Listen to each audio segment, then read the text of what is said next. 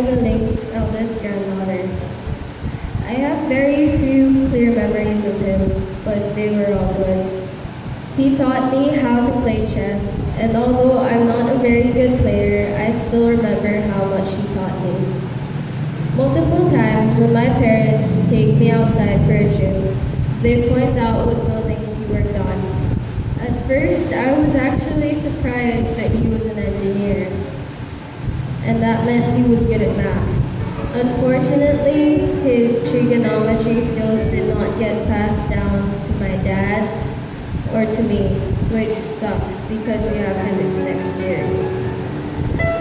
I constantly get reminded of Daddy Milling when I look at my dad, because he sometimes asks me to scratch his back for him, and then I get reminded that Daddy Milling had a back scratcher. Before long, I know my own dad will also need one. Whenever I would visit Daddy Milling, Dad would tell me to hug him, and he would smile.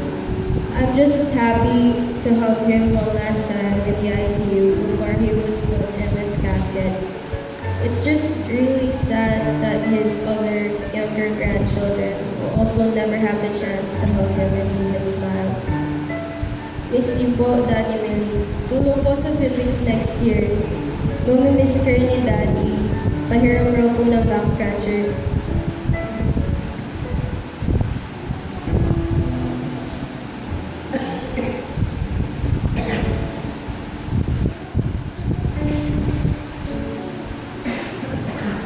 Actually, I was trying to like my dad, pero kailangan ko eh.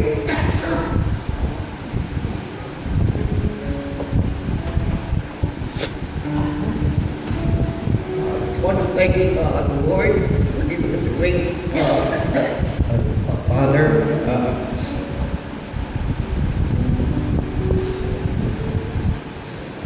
Hindi sa amin. All you want to see is lahat ng anak niya maayos. Pero I really regret we had a very good time kaya namin sa daddy namin. Even sa last moment nga, sa pagkakasals niya, nakita kami lahat ng maayos.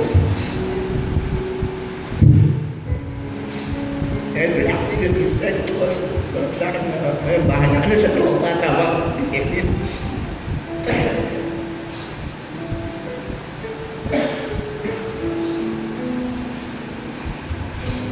Thank you, Daddy, for that time. And I'm really very sorry sa expectation mo. We really did meet the expectation mo sana. But don't worry, hindi pa tapos. We're starting. Nagsisimula ulit kami na maging